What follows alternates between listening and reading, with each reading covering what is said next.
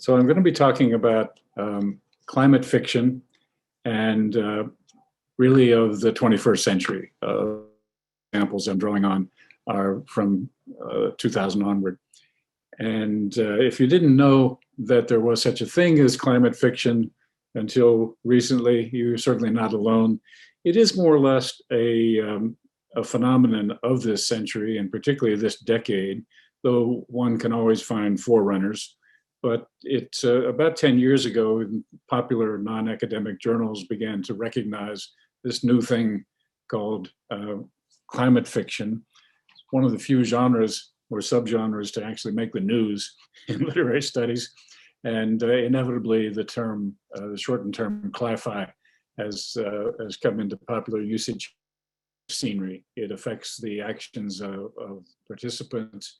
It certainly affects their thoughts, often their relationships within that. And it's more particularly, all of these examples treat climate as something subject to change, something that has changed and that has in fact, so we've got climate change fiction really, and that has changed at least in part as a result of human interactions with the environment. So we've got anthropogenic climate change fiction. Now, it's a specialized form of what's called environmental fiction or eco-fiction. And some of the examples that I will allude to, some might think are really belong to that genus more than to the species of climate fiction. It's not an exact boundary. I'm going to start off with what is probably the least creative use of PowerPoint possible. I'm going to show you a list. Actually, it's going to take 2 slides to show you the list of novels that I'm going to be drawing on today. And the reason, let's see, the reason I want to do that, and you see the list up there? Yes. Yeah, okay. Is just to try to put my cards on the table. And sort of full disclosure, nobody could read all of the climate fiction that's come out even in the last decade, and certainly not 2. So my reading is partial. And what I wanted to show you is kind of the archive that I'm going to be drawing on and names that will be coming up in the next half hour. So don't feel you need to jot these down. If you're interested and want to email me, I'll be happy to send the list. And also a shorter list of, I was trying to make it a top 10 list of books I would recommend, but I think I couldn't get it down to fewer than a dozen.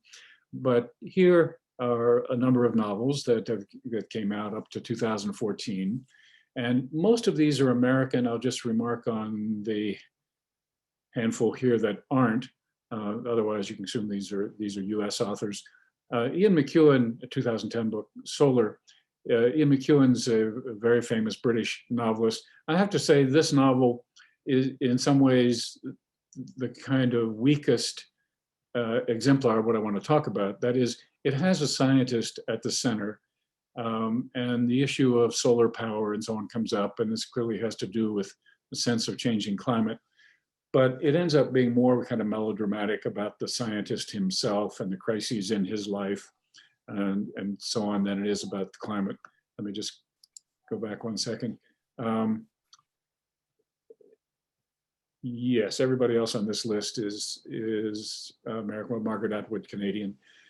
I'll say a little bit about Oreskes and Conway at the bottom of the list. This is a kind of one to put in the list in brackets or with an asterisk, but I'll have something to say about it in a few minutes. On this page, almost everything I draw on was written in English. There are a couple of exceptions. 2016, the Trojano novel, he writes in German, and The Lamentations of Zeno was originally called Eistal, which I guess is kind of literally Eistal, translated a few years later into The Lamentations of Zeno. James Bradley is an Australian author. Omar El-Akkad is an American citizen now, I believe. He's Egyptian Canadian. I think now is living in the US Northwest and has for the past several years. Maya Lunde is Norwegian, and there are 2 novels by her on this list. At the bottom there, The End of the Ocean as well. both of these came out in Norwegian a few years before they were published in English. I was not as ambitious as Pete Buttigieg. I didn't learn Norwegian so I could read these novels, but so I've read them once they came out in English. John Lanchester, 2019, is British, and all of the other authors this list are American. And as I say, I'll be happy to forward this. So that's the landscape I've been surveying to draw on. Now, to think about what climate fiction has been saying, your first thought might be, well, it's about futures that are bad and are probably going to get worse, and they're all essentially dystopias. Not quite true. Some are certainly dystopic, and I'll get to that, but actually a lot of climate novels are set in the present or recent past. And it's a good place to start because they show something that any writer who takes up this subject has on his or her hands, which is the problem of exposition. You've got to lay out, you've got to convey some knowledge to people that you might not if you were writing something about life in the suburbs and could assume common assumptions. So there's often a scientist figure involved. And back to this, I'm sorry, interruption. These are all novels set in the present, or as I say, recent past, and in which there is at least one scientist who plays a pretty important role. Kim Stanley Robinson's a name that's going to come up a lot, so let me just say right off, those 3 novels by him near the top of the list have been published now together and somewhat abridged by Robinson into a very fat paperback called The Green Earth. I say abridged, he cut what would have been about 1,500 pages, taking the 3 books together to about 1,000. And I recommend it. It's very readable, but I'm going to have a little more to say about 2 other novels of his. Barbara Kingsolver's Flight Behavior might be one of the best known. Won a lot of awards, was a bestseller. Now, as I say, there are scientists in these works. There's not a climatologist per se in any of them, but scientists who work in related fields. So, for example, When the Killing's Done by T.C. Boyle, there's an entomologist. That's a novel that'll come up again later because it is largely about the future. Flight Behavior, as an entomologist rather, and When the Killing's Done has a conservation biologist at the center. The Lamentations of Zeno there's a glaciologist studying near Antarctica. South Pole Station is set in Antarctica, and there are 2 scientist figures in that, good one and bad one. The novel Weather, at the bottom of the list there, features a social scientist who increasingly turns her attention to the psychological impacts of climate change. So it is useful to have these figures. The problem of exposition has to be handled deftly. You can't just have them giving lectures, though there are passages in many of the novels where something close to that, or an interview, or a kind of philosophical dialogue does carry a lot of the weight. So none of these is the figure a climatologist per se, as I said, and that might be a good thing. It helps avoid the temptation of having a lecture on Climate Change 101. Amitabh Ghosh, Indian American, whose nonfiction book, The Great Derangement, challenges novelists to pay more attention to climate, has also said novelists shouldn't write about climate change, which sounds like a paradoxical statement. But what he means is, he goes on to explain, as soon as you conceive of your object as something called climate change, your work dissolves. What you have to be writing about is actually your changed reality. In the novels featuring scientists, climate change and advances in climate science have come to change the reality of the characters' worlds. The best example of a scientist who has a spokesman role for part of the book is probably Kingsolver's Ovid Byron, romantically named Jamaican American entomologist in Flight Behavior, He comes to Eastern Ohio with a team of graduate students to study monarch butterflies that shouldn't be there. The immediate cause of their disturbed migration pattern seems to be habitat loss in Mexico caused by mudslides, possibly due in turn to deforestation and unusually heavy rains. Ovid concludes too that the monarch's future is threatened by global warming. And as I said, Kingsolver handles this pretty deftly by making it part of the ongoing education of her main character, Della Robbia, a young woman in her late 20s. Bright and curious, she's more receptive to the idea of climate change than most of her townspeople in this southern part of this particular part of Appalachia, including her amiable but incurious husband, who repeats the jokes about Al Gore that he hears on talk radio. So Kingsolver uses Ovid to convey scientific knowledge, but also to critique the role of popular media in promoting ignorance. There's a great scene where Ovid finally consents Della Robbia's urging to be interviewed by the local TV station to help spread the word.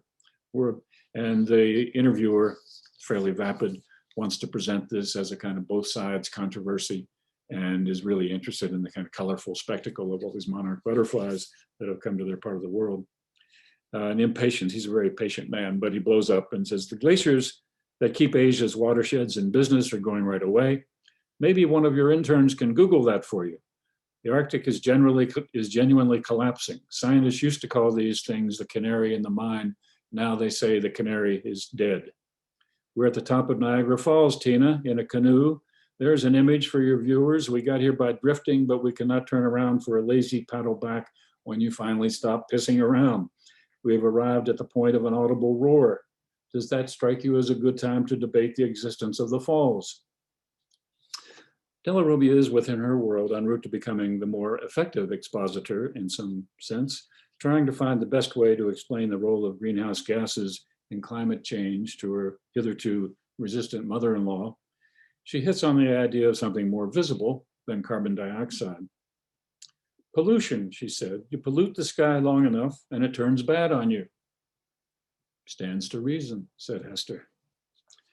Ashley Shelby, as I said, uses two scientist figures, Sal and Frank, in South Pole Station. And I want to say right now, there's not a whole lot of comic climate fiction, but South Pole Station is a good example of it. And I recommend it very highly. There are two astrophysicists in this novel that illustrate scrupulous and unscrupulous scientific methods. One has sold himself to serve the interest of fossil fueled climate change denial. So the other turns out to be wrong about the stars and cosmology, but fundamentally right about Earth and climate. And his conversations with Cooper, the heroine of the novel, convey much about the scientific consensus on climate and the self-correcting methodology of science. Scientist who figures in Amitav Ghosh's novel, Hungry Tide, Pia Royal was a marine biologist studying endangered river dolphins in the Sundarban region of India. That's an extremely low-lying part of the subcontinent, much of it mangrove islands.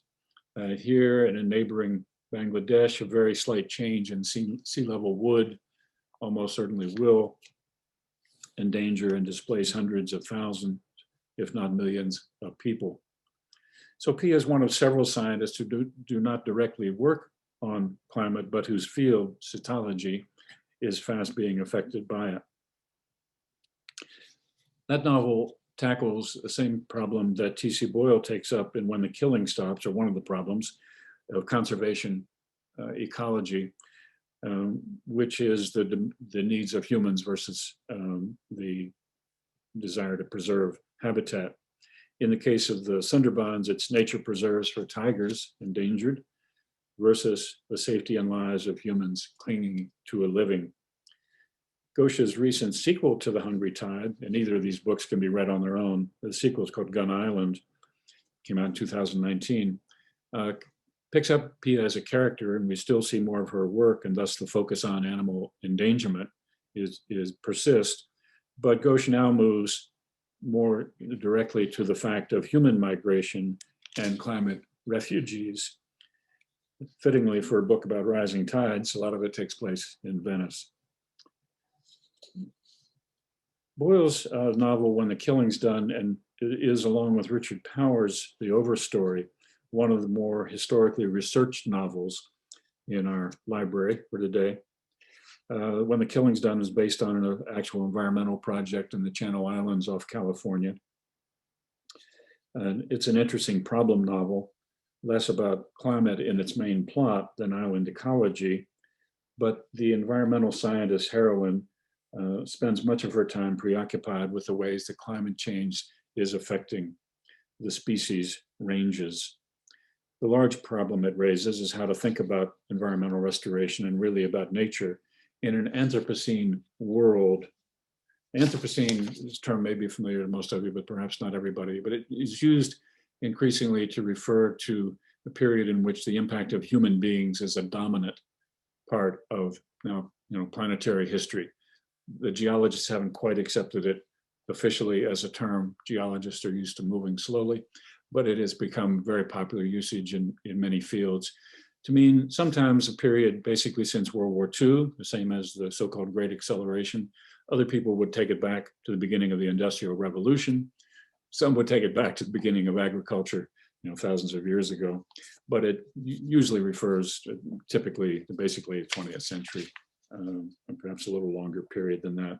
So the question that comes up about the meaning of nature is, it's hard to find an environment that hasn't been touched in some way by humans and changed, having its biological history changed.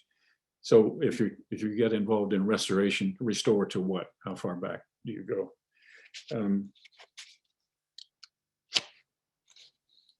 The Overstory begins really in the early 20th century, though there are some references back further. But its most intense focus is on the so-called Redwood Summer in 1990. The novel eventually winds up to the present, as recent as Occupy Wall Street, fall of 2011, and shortly after that.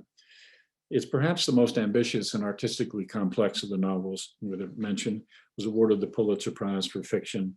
It's a novel fundamentally about trees, perhaps overarchingly in view of the title, The Overstory, which refers both to the tree canopy and to the larger story connecting 9 main characters.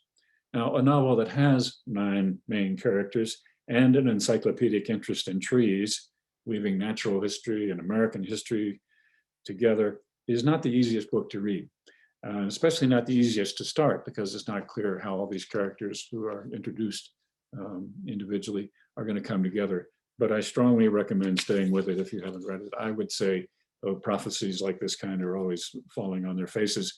But if I had to bet on which of the novels I'm going to mention today was likeliest to be taught in English departments 20 years from now, The Overstory would be at the top of the list for me. It's impossible not to look at the life around us differently after finishing it. We often speak of novels we couldn't put down, but it's one I picked up a couple times and look forward to picking up again. The main science character in it, which is not the dominant character, but one of these, is a dendrologist, a tree specialist. And much of what the reader learns about trees comes through her thoughts, comes through at least one lecture, and comes through kind of extensive court testimony at another point when she's trying to explain to a judge why a conservation area should indeed be conserved. This figure of Patricia Weatherford seems to be based somewhat on the real life Susan Simard, who you can look up on YouTube. There's some wonderful, pretty short lectures by her. She's published a lot of articles on tree communication, both aerosol communication and communication underground, and the sort of social life of trees. Most of that is articles, but she now has a book out, or coming out, I think it's just out, called In Search of the Mother Tree. What Patricia within the novel reveals is both beautiful and dire: the deforestation, statistics of species lost, and so on. And also a philosophical point of view on anthropocentrism and species ego. Our problem is, as she puts it, and as her father had put it before her, that human beings we have trouble being interested in things that do not look like us.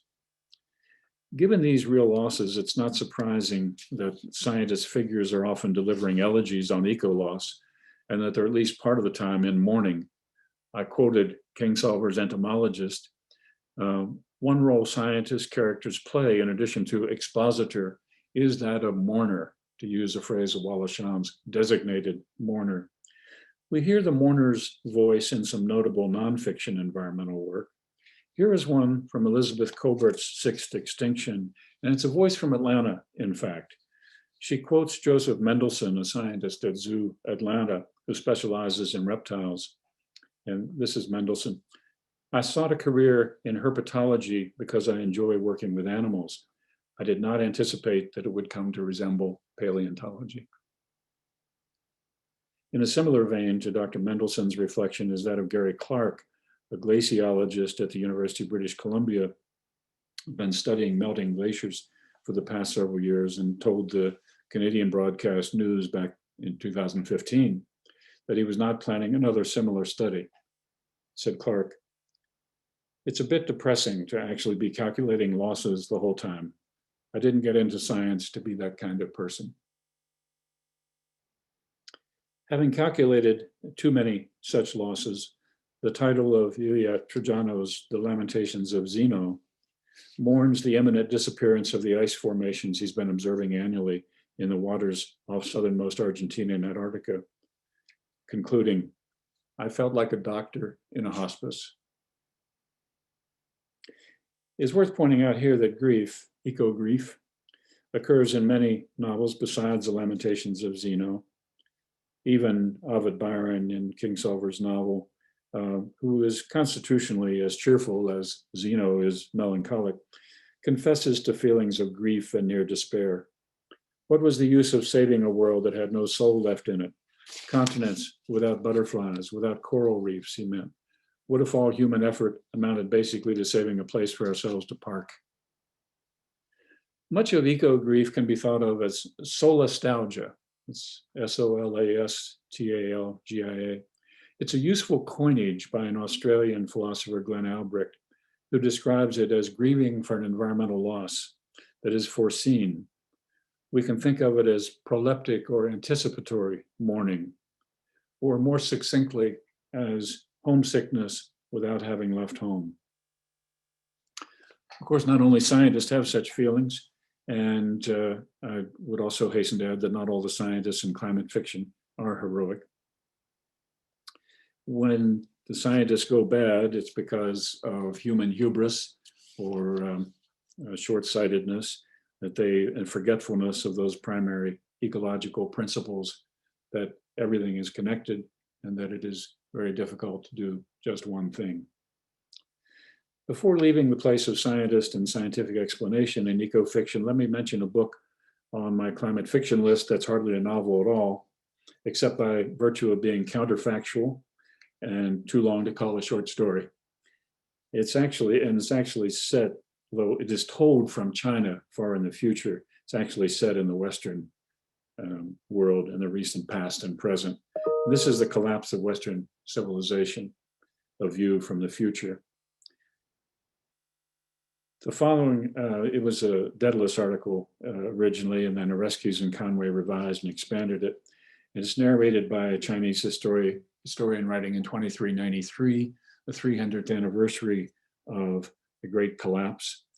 And it's much of the story centers on our period, mainly from the 1980s forward, which from that point of view is known as the penumbral period, on the edge of the dark ages that followed. And it began in 2093 with the crack up of the Antarctic ice sheet. Much of the point of the story of our present era then the story is really about the present, is the failure of science. First of all, failure of policymakers to attend to science. Secondarily, the failure of scientists to assume as strongly as they should have obligations of communication and advocacy.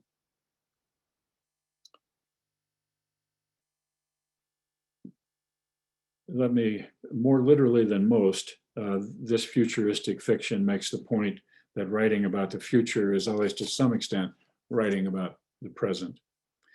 With or without a natural scientist among the characters, climate novels set in the present have begun to reflect on Earth systems awareness of complexity and connectedness. One of the shrewdest of these was a novel published last year by Jenny Offel called Weather. The central character herself has little scientific knowledge, but is a sensitive observer and kind of register of the ideas that are swirling around her. Enough so that a friend jokes at a party, "Lizzie's becoming a crazy doomer." She reads that according to the current trajectory, New York will begin to experience dramatic life-altering temperatures by 2047. Trying to keep her equanimity, she asks her social scientist and friend and former mentor, "But hasn't the world always been going to hell in a handbasket?" The reply is, "Parts of the world, yes, but not the world entire." The conversation is similar to one in Louise Erdrich's Future Home of the Living God. Erdrich, a member of the Chippewa Nation, describes a Minnesota from which the snow is vanishing. An older Native American character is trying to reassure the young and pregnant protagonist. He says, "Indians have been adapting since 1492, so I guess we'll keep adapting." She, "But the world is going to pieces." He, "It is always going to pieces." She, "This is different." These are the sorts of scenes that Ashley Shelby, author of South Pole Station, has in mind in an essay, 2017 essay, where she argues that novels about climate are moving from science fiction to, quote, first impact fiction, to describe our shared world as the impacts of runaway climate change begin to make themselves known. I said these novels have begun to reflect an Earth systems awareness.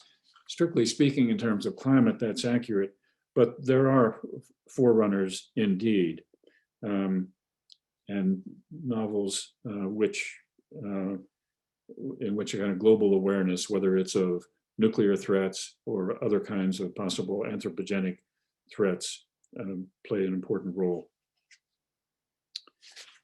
In J.G. Ballard is one of the forerunners from the early 60s who's often invoked. In his book, The Drowned World, there's sea level rise and drowned cities all over. But the change is not specified as anthropogenic. It just happened. That's the premise of the novel. But then he published a novel 2 years later called The Burning World, and he republished it a year later and called it Drought, in which the problem is too little water, and that is due to human activity. Pollution by humans has caused a film to form over the surface of the ocean, thus interrupting a hydrological cycle. The pollution, not accidentally, I think, is radioactive in large part, and that's why it's had this unforeseen effect. And it reminds us of links between climate fiction and earlier planetary premonitions, one of the more famous ones being Neville Shoots on the Beach, 1957, in which the Australian characters are doomed by radiation spreading inexorably from a war a hemisphere away. Jared Diamond, whose Collapse came out in 2005, depicting the disintegration of several different societies, said more recently of his 2019 book, Upheaval, "Today, the risk that we're facing is not of societies collapsing one by one, but because of globalization, the risk we're facing is the collapse of the whole world." So increasingly, writers of climate fiction need to think globally while continuing to write locally. Dystopias, I'm going to move now to talk a little bit about books set in the future and about the importance of thinking about the future generally. Dystopias may be placed locally, but while being the product of global change. So as I mentioned, The Drowned City is a common setting. New York in Nathaniel Rich's Odds Against Tomorrow and Robinson's New York 2140. Baltimore in Chiang-Rae Lee's On Such a Fool Sea. In T.C. Boyle's Friend of the Earth, written again before 2000, published in 2000, the California of 2025 is largely rain-drenched with mudslides. Boyle's book, incidentally, is an example of how predicting a future can be tricky for a novelist, especially if we get down to details. One of the things he imagines in 2000 that will be true of California in 2025 is that there will be video stores everywhere. That one didn't work out. The theme of water scarcity goes back to Ballard and to Octavia Butler, picked up by Margaret Atwood and Paulo Bacigalupi and The Water Knife, which is about the Colorado River in, I would say, roughly probably 2060 onward. The dates aren't specified. Maya Lundy's The End of the Ocean centers both on melting glaciers and drought. Clairvaux Watkins' novel Gold Famed Citrus is set in the Southwest, in what seems to be a kind of dust bowl on steroids, where giant sand dunes cover much of California. With too much or too little water comes a host of other problems: shortages, forced migrations, economic and social breakdowns, violence leading to anarchy or totalitarianism, sometimes both. We often get this surveillance state. In the water knife, and also disintegration. In Bacigalupi's The Water Knife, the federal government seems to have become a polite fiction. Central character is amused that her daughter still says the Pledge of Allegiance in school, when the reality is that the state borders have become militarized, and with self-appointed militias killing Texans, invading Arizona, and so on. In Omar El-Akkad's The American War, social breakdown has even progressed to the form of an American Second Civil War late in this century, one that originates largely over fossil fuels. The North has banned them, the South, it's on the wrong side, but went to war to retain its right to use them. None of the novels end with the full erasure of the human species, but some contain characters who can imagine it. Typically, though, the battered and tattered survivors walk out into an uncertain, lessened world. One thinks, reading many of these conclusions, of Robert Frost, The Oven Bird. The question that he frames in all but words is what to make of a diminished thing. Now, writing in the New Yorker in 2017, historian Joe Lepore complained about recent novelistic dystopias.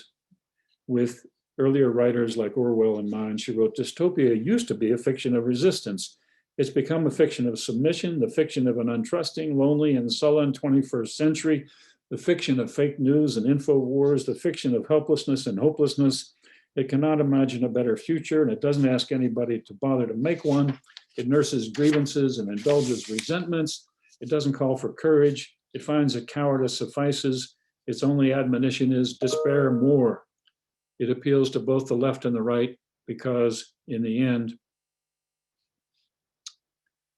it requires so little by way of literary, political, and moral imagination, asking only that you enjoy the company of people whose fear of the future aligns comfortably with your own." No, but what do you really think, Joe? You're probably wondering. One can see Lepore's point, but the critique, I really think, is too simple and, ironically for a historian, insufficiently historical. Pessimism about the future has been a long time coming. In visions of the future, pardon me while I get forward a little bit here. Visions of the future, Robert Heilbronner, in 1995, argued that the attitude toward the future in the second half of the 20th century had become increasingly dominated by apprehensiveness, a relatively abrupt change from the hopeful or progressive view of the future held from about 1700 into the 20th century. And he proposes several causes, including the unease introduced by nuclear weapons and the environmental overload of global warming, said 1995. But perhaps the quickest way of contrasting the progressive view of the 20th century with the unease concerning progress since then will be visual and auditory. Here are some words from Franklin Delano Roosevelt's very brief final inaugural address. This is January 20th, 1945. The war's in full swing. Roosevelt is a very sick man. Will die less than 3 months later, but he is intent upon conveying some optimism here, and the terms are stirring. A durable peace, and today we work and fight for total victory in war. This is far or abandonment of moral principle. I remember that my old schoolmaster, Dr. Peabody, said in days that seemed to us then to be secure and untroubled. He said things in life will not always run smoothly. Sometimes we will be rising toward the heights, then all will seem to reverse itself and start downward. The great fact to remember is that the trend of civilization itself is forever upward. With a line drawn through the middle of the peaks and the valleys of the century, always has an upward trend. Our Constitution of 1787. Okay, a line drawn is always an upward trend. There are ups and downs. Contrast that. This is what an image like this is likely to call to mind iconically today. This is charting the concentration of CO2 in parts per million since a little before 1960, the observatory in Hawaii. And here's just another representation, similar thing. This one comes up to 2020. And the point is simply that upward trends and lines going upwards do not automatically have the same connotations as they might have for earlier generations, and they haven't for a long time. You see here socioeconomic trends and Earth system trends. These go back to the beginning of the Industrial Revolution, 1750. The relevant date of 1950 is where, as so many people would begin to talk about the Great Acceleration, and it's where you see in most of these areas where the upward trend is upward indeed. Now, we might cut our dystopian writers some slack. That's probably what I'm saying, given the historical grounds and the climate of their lifetimes. And here are a couple messages from the last 25 years, the sort of things we've all encountered, or anybody certainly who's writing about this subject would encounter. This is a statement from 1992, World Scientists Warning to Humanity. And you just need to see the collision course that is described there, and it's broken down. It was updated 10 years later, this statement. It's updated 25 years later, in 2017, a second notice to humanity. And again, more recently, 2019. So this is the world that people are living in. And it's not unusual to see headlines like this one from last week's Washington Post. Earth is now losing 1.2 trillion tons of ice each year. That's not bad enough. The rest of the headline, and it's going to get worse. Or this from a new professional journal called Frontiers in Conservation Science, underestimating the challenges of avoiding a ghastly future. Not often you see ghastly in headlines. One of the commonest phrases in climate and Earth systems science these days, at least the popular science as I read it, seems to be X is increasing faster than predicted. Now, such news inevitably brings along gallows humor as well as anxiety. Let me just go through this. Scientific American had a summer issue on climate change, 2020. But here's New Yorker's, one of the New Yorker's takes on it. If you look on the left-hand side of your plane, you'll see the smoldering ruins of what's left of our civilization, or this one more recently. Okay, still, one might say, dystopic outcomes may not be so far-fetched, but why dwell on them? Why dwell on the negative and not give us alternatives? I think there are three answers to that, for me anyway. The first two are described, the first one I can describe pretty quickly. Artists are not responsible, they are responsible for witnessing, not solving. The character in Chinua Achebe's novel, Anthills of the Savannah, says to a Nigerian politician who asks, why do writers offer criticism but not solutions? And the writer says, writers don't give prescriptions, they give headaches. I think meaning they spell out why one perhaps should have a headache. A second is more specific to the subject of climate fiction. The great environmental emergency of our times is not a problem looking for a solution. It's not a single problem, but a predicament. It comprises many, many problems, some of them wicked problems. You know that term, it means problems that may not be readily defined. Not only difficult to solve, but may not be readily formulated in a way that everybody would agree, may not be static, and thus may not admit of no regrets remedies. Much of it will need, much of the phenomenon of climate change, the predicament, will need, at least for the foreseeable, to be endured rather than solved. In James Bradley's latest fiction called Ghost Species, the heroine, Kate, has qualms about the scientific project she's part of, and she expresses it to herself this way: the project is wrong because it fails to see their solution is part of the problem, a misplaced belief that this is another problem they can manage, engineer, control. So what many cli-fi writers are representing may be less important as a projected future in which problems are solved or aren't solved than as the experiential present of the predicament.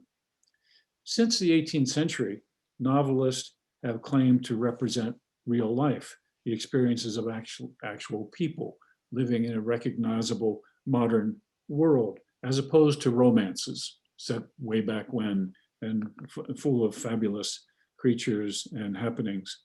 Sometimes the novelist made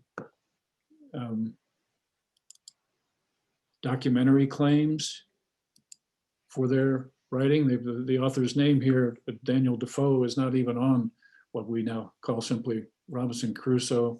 The book purports to be a found manuscript published that was very common in the 18th century. It's kind of, and it's interesting to reflect back on our word for novel and novels is related etymologically to the word for news through French, and that many of the novelists thought of themselves as kind of presenting up to the minute history of real life.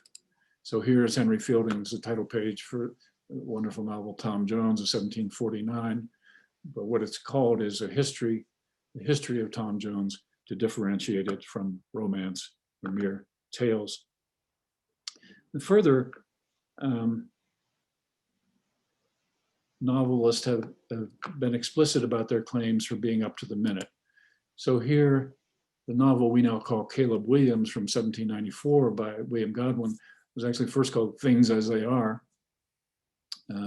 Caleb Williams just being one way of exemplifying how things are. And then we see similar titles later in the 19th century as Anthony Trollope's The Way We Live Now, or in America, William Dean Howe in 1882, A Modern Instance. Now, let me get back so I can see you all. Confusion, dread, loss of secure boundaries, and loss of familiar scales. These are our things as they are, or the way we live now, or modern instances of our existence. So the environmental crisis is, some argue, our real realism, or should be, if the novels of our moment are to be histories rather than romances.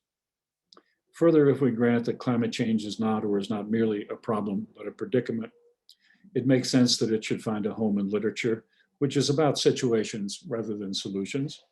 The sort of empathy aroused by novels is what would it feel like to be in his or her situation, can both defamiliarize and domesticate our genuinely strange experience of living with what we now rather routinely refer to as an existential threat.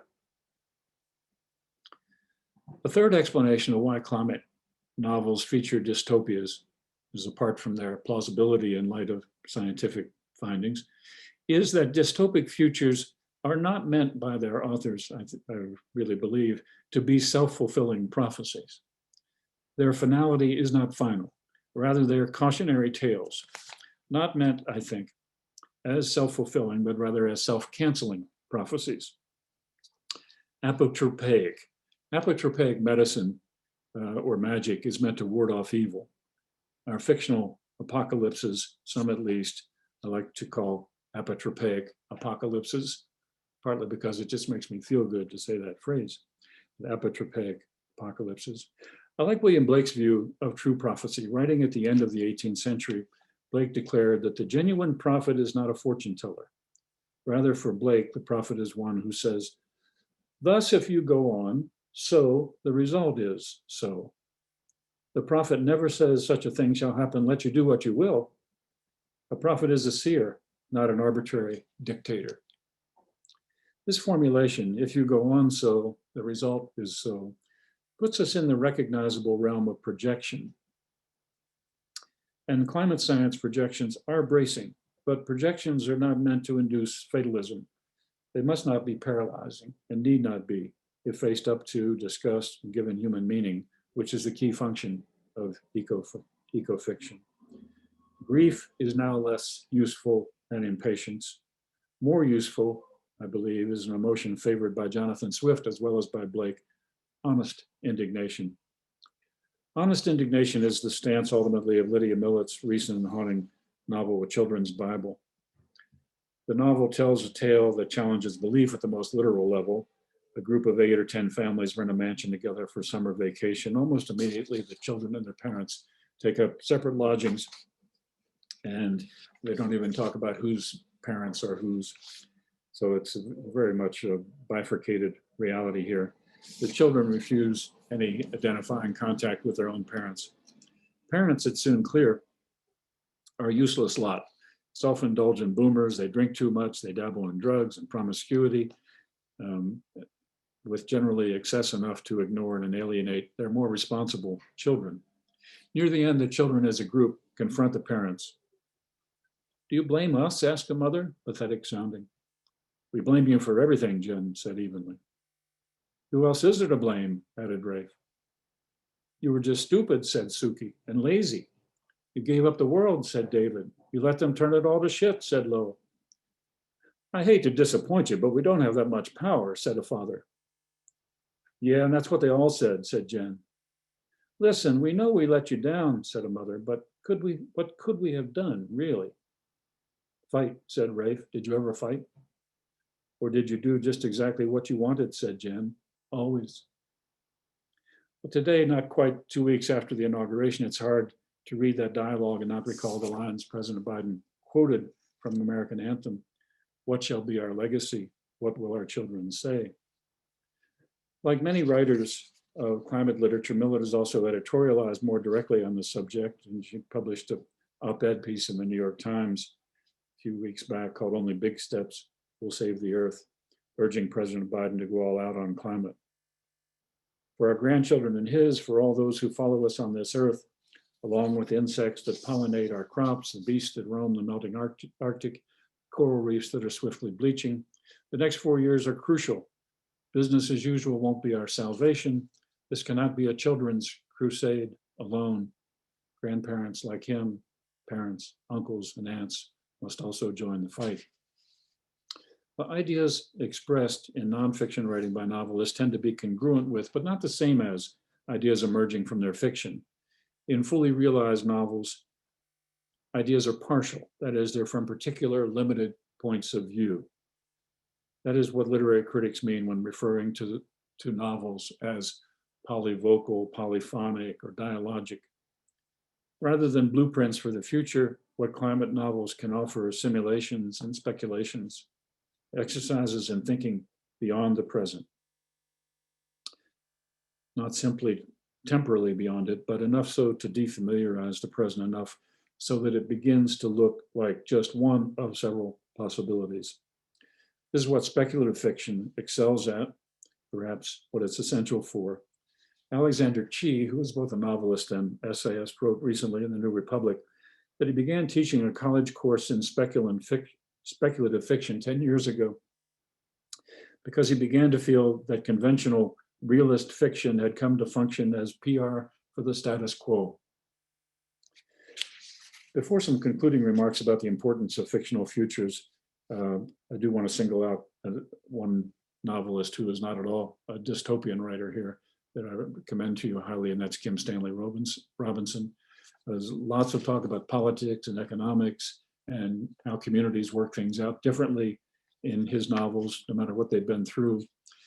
Robinson's fond of quoting a remark that's usually attributed to his mentor, Frederick Jameson, which is that it's easier to imagine the end of the world than the end of capitalism. And many of his novels are attempts to do something other than imagine the end of the world.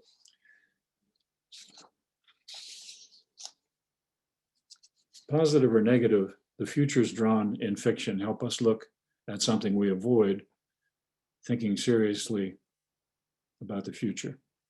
Although our society talks much of innovation and preparing for tomorrow, Spanish philosopher David Emeritus argues that much of this talk constitutes a trivialization of the future when it's not inserted into a meaningful social context.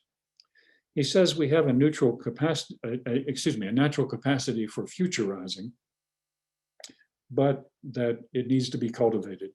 If it is not trained, this anticipation works destructively. It atrophies, turns us into fanatics, into people who are unnecessarily fearful or excessively credulous. Well, such a relationship to the future, I think, has to be hard thought, not only to convince others, but to convince ourselves. I'm going to quote one more person here and then wrapping up. David Collins, a literary critic, who calls our ongoing consciousness of unsustainability, vague awareness, even if we push it to the background, that really we can't go on like this. And that this feeling that we harbor undermines an imaginable future. And without an imaginable future, he goes on to argue, all the value of our ordinary activities begins to fray, the entire framework of our lives becomes suspect.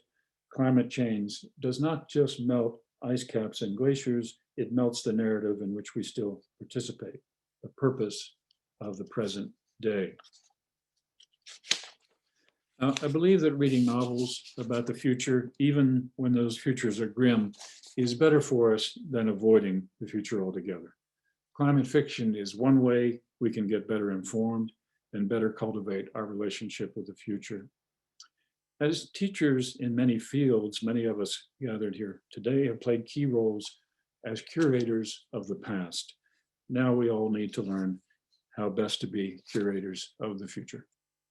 Thanks. Thanks for the great overview. You talked about the fictional side and the reality side is a great combination. I want to add a few comments about the same issues you raised and how they show up in film. There have been at least 3 major Hollywood films that have global warming, climate change, at least as background themes, and an awful lot of independent film work. And although they not only do they not give much exposition, when they do, it's usually wrong, they still represent trends that I think are important. So The Day After Tomorrow in 2004 had a brave scientist fighting against an uncaring government to get them to recognize climate change, global warming, and actually the Earth does recover. So that's good. A few years later, in 2014, the movie Interstellar, it's really about humanity finding new planets to live on. But the reason they're doing it is that climate change has made the Earth a dust bowl. So it represents the kind of passive, let's give up, we just can't beat the future attitude. I wrote about that and really found it rather disturbing. And then the most recent one, 2017, is a stinker of a film. It's called Geostorm. But what it represents socially is really interesting. In this case, the nations of the Earth have come together and put up a system of satellites that can control climate change through proper engineering. Now, that's a very dangerous concept. Right. People really need to worry about this. But it is represented as a possible solution, and it does talk about a unified treatment, which I thought was quite fascinating. And then I mentioned also independent film. You know, Hollywood is going to change as a result of COVID-19 because we don't go to theaters anymore. And one response has been that the people who support independent film, at least independent science film, have felt their oats. There's been a lot of stuff online. So there's really some wonderful stuff, both fictional and documentary, about the meaning of global warming and where it will take us. I reviewed a lot of these. I'm sorry to say that most of them presented dystopia, but a few hold out hope for the future. So I just want to suggest that in parallel to what you've talked about, there's a similar trend on screen, either on your computer screen or someday maybe back on the movie screen. Thanks very much, Sid. Yeah, one of the problems with a lot of films, I'm sure you thought about it, is that it's hard to represent climate change dramatically. It's not a dramatic event. And so we've got these long time scales, but they have to be, you need some precipice, the tidal wave comes in. And it's even more of a problem. It's a problem for novelists too, I think. How do you represent something so slow moving, but it's very much a problem for films, I think, too. Thanks.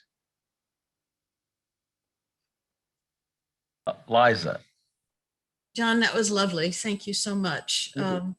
As you probably know, my John was also part of Peggy Bartlett's effort, and he taught a course called Greening Utopia that included a few of the things you mentioned, Boyle and also Oryx and Crake, Atwood. He also included a little novel that's not a very good novel, but students loved it. It's called Space Merchants. Are you familiar with that? Space Mansions? No, Space Merchants. Merchants, thank you. It is also something, this was a sort of utopian dystopian course related or centered on environmental climate change, environmental issues.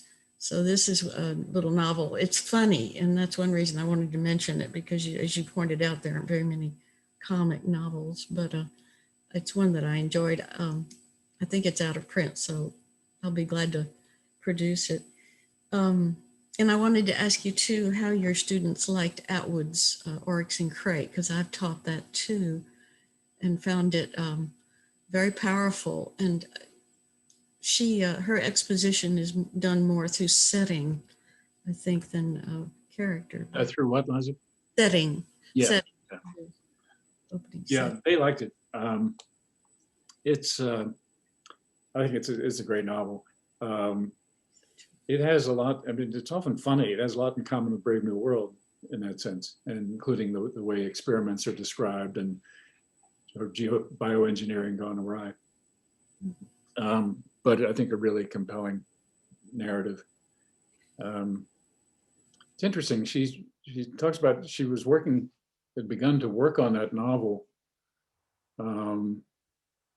before 9/11, and then was interrupted by that, and that changed the trajectory of it somewhat for her. But I really think it's very deft. She's very comfortable with science. Her brothers are scientists and so on. I was able to have dinner with her at Notre Dame when she came to speak, and I relayed a compliment to one of my freshmen, or we had just read the novel. It was a biology major, intended biology major, and he just came in full of enthusiasm. The students were supposed to come with questions in different days, and that was his day to have questions for us. And he said, "I've got my questions, but I just want to say before I begin, she's really smart."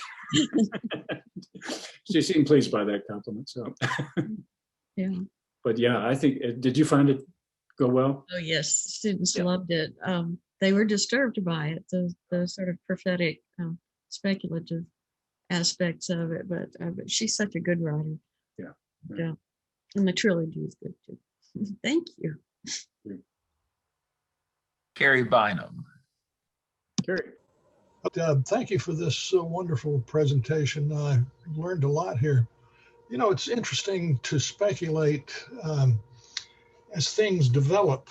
What Biden has recently proclaimed, basically, that the forefront of his policy is going to be climate change, and how that will be interpreted and affect not only by these great storytellers, Boyle and Margaret Atwood and Barbara Kingsolver and the others, but what kind of effect it's going to have on mostly the electorate, the public.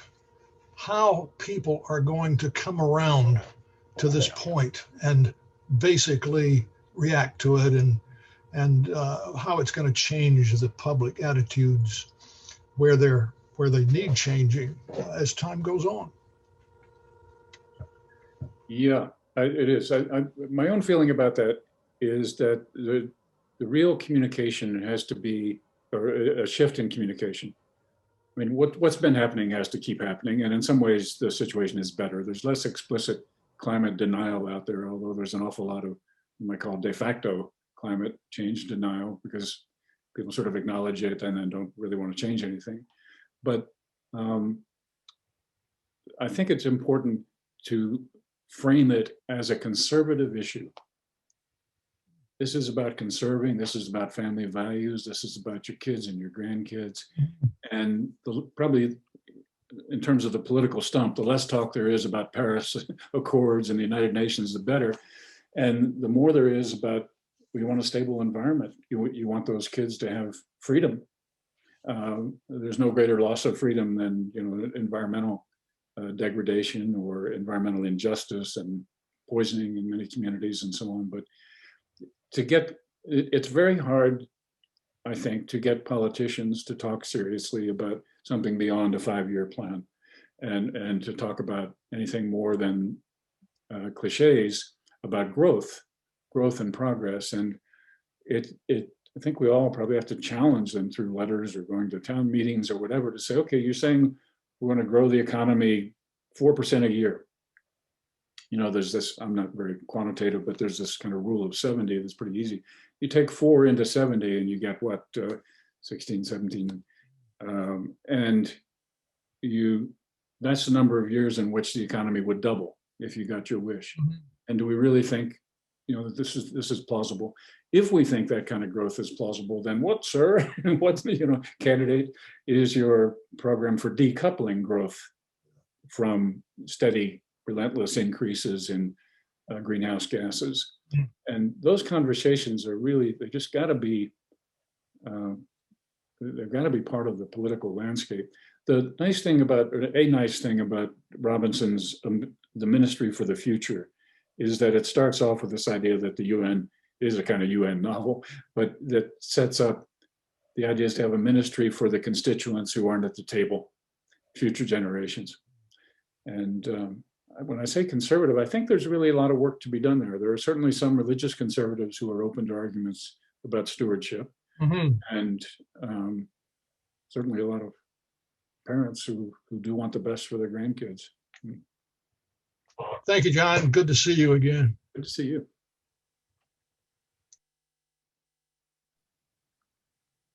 So as I was listening to you, I was reflecting on the role of these writers, and on the one hand saying, I'm not sure I want to read it. There's enough dystopian that's already going on without reading about more. But then the other role of the arts as a way of people getting to actually understand the present in some way, and that maybe these novels, there's a way for people who would otherwise not think about it or tend to deny it to sort of start to see reality in a different way. And then I was wondering, but are those people going to read? And so, is this a medium that's going to reach them? I mean, they probably are much more likely to watch movies than novels. But what's your thought on the role of the arts in general in serving this function, and whether we can count on people reading? It's a great question, Gray. A lot of these novels have been popular. Some bestsellers, but a lot of them really, compared to what we do as academics, vast blockbusters. I think that one function is to kind of normalize conversations, help normalize conversations about climate. If people in the same book group have read Atwood or Kingsolver or something, it's no big jump to say, well, what do you think? Does it seem really likely what's outlined here? So I think that's one function. And something that interests me that I don't have any knowledge of is the proliferation of young adult writing that is dystopic. And I mean, I suppose Jill Lepore would look at that as just bad news, but I think there's probably some good news in there too, in that there is that it's tuned in some ways to change. I really don't know enough about that, and some of you may know a lot more, but I would think that's got to influence conversations among young people and perhaps even with their teachers. So I don't know. It's most of the things I've mentioned have, they're from major publishers. I haven't gone very far afield into, the small press or terribly artsy books that would not be accessible to a lot of people who aren't, just really interested, say, in postmodern literature. They're all mainstream in a way. Now, I've not been a science fiction reader, but I'm still not really. And a lot of these writers don't like that term. They would prefer something like speculative fiction because they don't, have lasers and so on and their ray guns in their books. That's a kind of debate that goes on.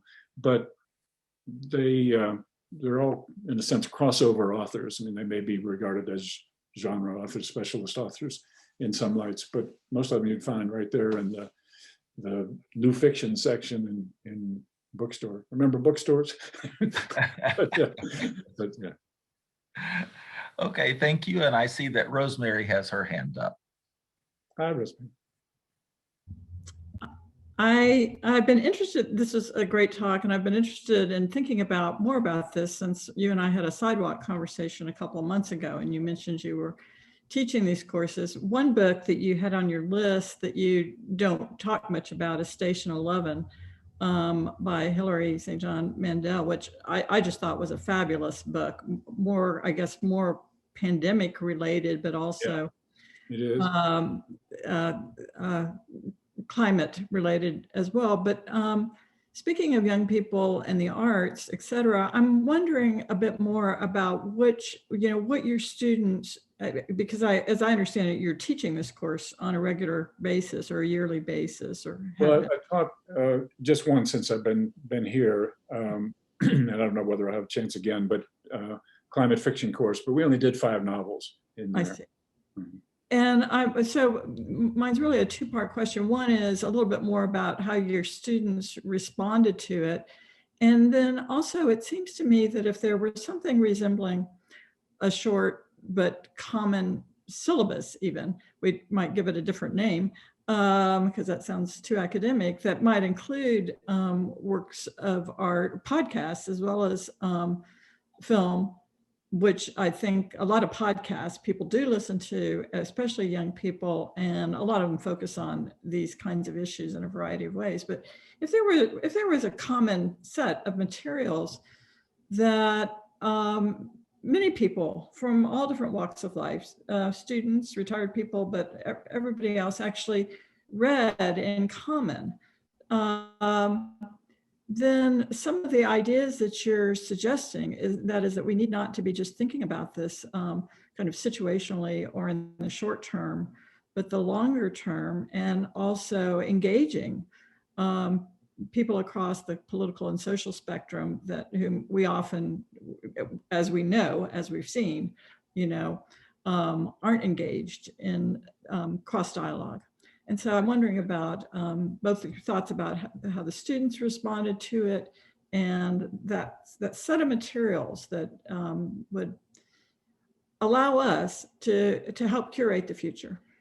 Mm-hmm, mm-hmm. Yeah. Well, I think one of the novels I would recommend for the 5 I taught, I probably won't remember them all. I taught the Overstory. I taught Kingsolver, Flight Behavior. Well, this last course I did was everything basically was 2010 and more recent. Other courses I've taught Atwood and Friend of the Earth and so on.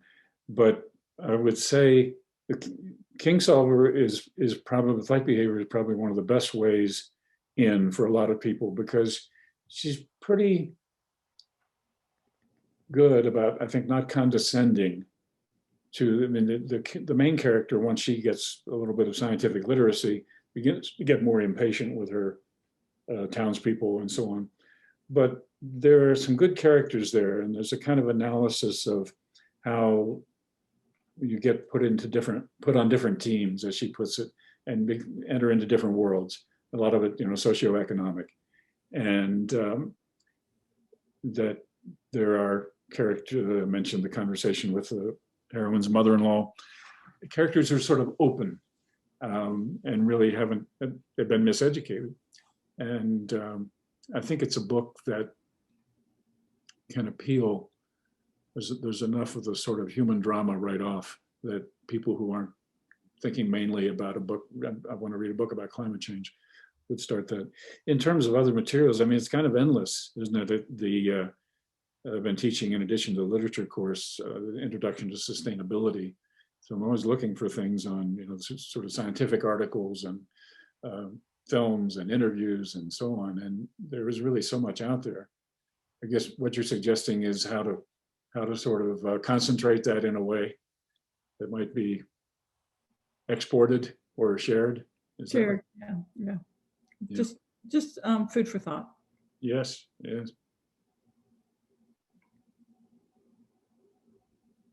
Okay, Gretchen.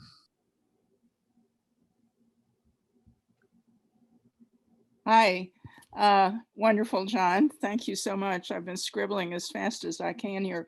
By the way, others of you interested in any or maybe all of the books John had on his opening list, he's offered to send us the list, but we're happy to publish that, John, in the next newsletter. We can just list those books for anyone who wants to follow up.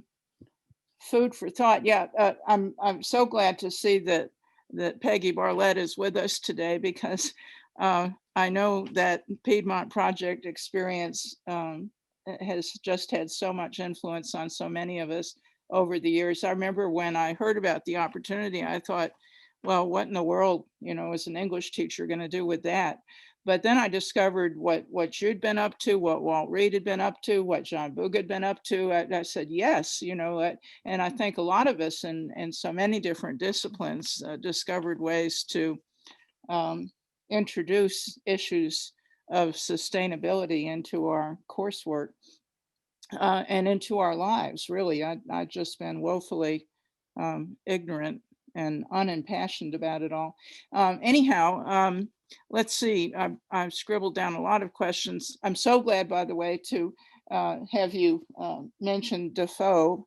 I taught 18th century literature at Agnes Scott. I came to teach Shakespeare, and they made me teach 18th century literature too. And I said, oh my God, I hadn't read most of that stuff in graduate school, hadn't had to. But of course, I made wonderful discoveries. As you spoke to begin with, I was wondering how in the world, well, I could imagine, began to play with what Defoe might have done with this sort of fiction. But let's see, this is the question I'll go with. Understandably, of course, the books on your list are in most cases originally written in English. I'm just wondering if there's been a fluorescence of this kind of literature, this kind of fiction around the world. Are people in many other cultures writing as well, and other languages focusing on this sort of material? Yeah, I just am terribly parochial, I have to say. Maybe others here can contribute more to that. I can't believe that there's not, especially, I mean, I have read a little bit about a number of African writers, and a couple of things I've read I would call not exactly climate fiction, but in one case, Nigerian author, this sort of category of petrofiction, and what happens to a country when is cursed with resources. but that's indirectly related to climate because, of course, Well, of the you demand. mentioned one that had been translated from German into English. I'm just, and I would think you would know if there'd been lots of translations of other stuff of this sort into English, that maybe that will begin to happen. Yeah, I'm sure, and there are probably some I just not aware of. Let's hope so. Carolina Let's hope Schauman it's is here. worldwide. Is Carolina Schauman here? She was going to try to make it. She teaches German and might well know. I think she's not on there. Well, I didn't mean to stick you with something that an answer to which would require, familiarity with many other languages to answer.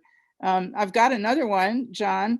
Good. That it seems to me that of the many that you did mention that have been published in English, that are mostly American, you talked often about the heroine. Is it your impression that a woman character is central to so many of these books? I think that's interesting if that's the case. Certainly to a number. There are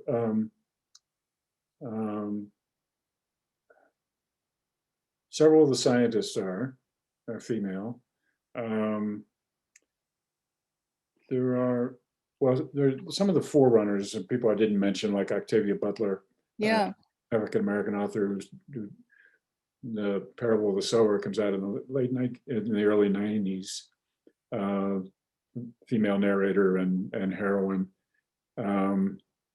And she's an important figure for many. Kim Stanley Robinson names one of his characters after her as a kind of homage.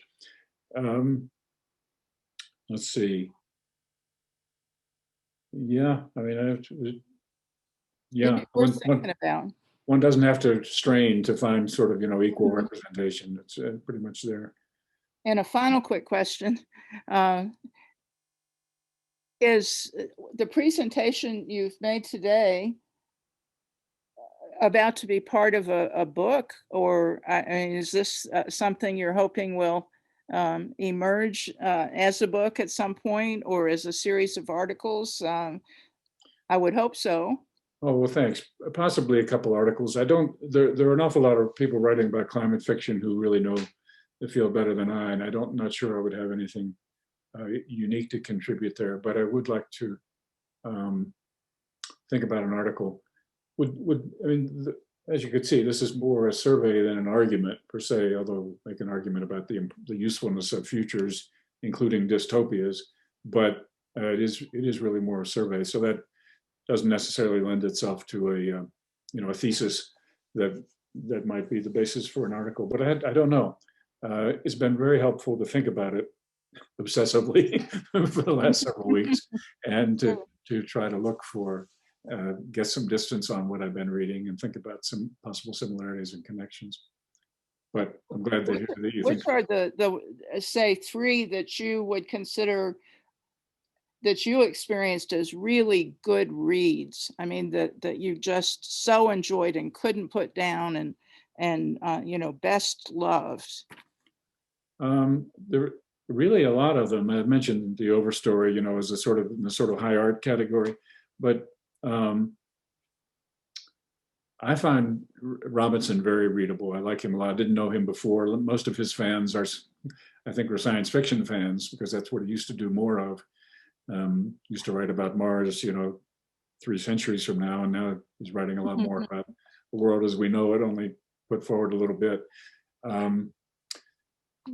He used to also write a lot about geoengineering on other planets, and now he's writing more about how do we avoid having to geoengineer Earth, or what's reasonable to expect, and writing more about politics. I like him a lot. Some people who don't like sort of expository interludes and so on get impatient with him, but I found it really neat. If you're a New Yorker, I especially recommend New York 2140, because it's a kind of, among other things, a kind of love song to New York.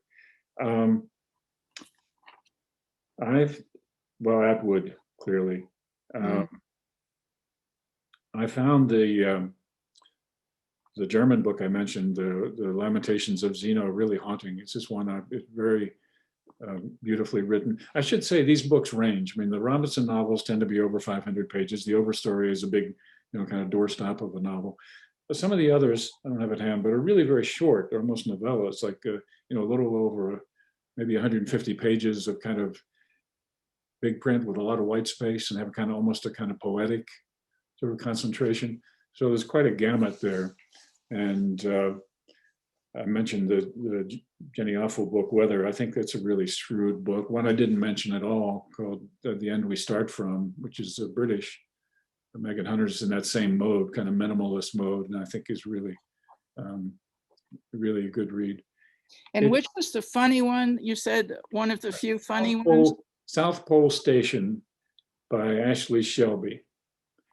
I like funny. I mean, there are a few out. I mean, it's a novel of sentiment as well. The heroine is really struggling kind of with difficulties in her life, but it's about much of it takes place in people who are wintering over in Antarctica, which is the hardcore, and oddball types who decide that's where they want to be a mechanic.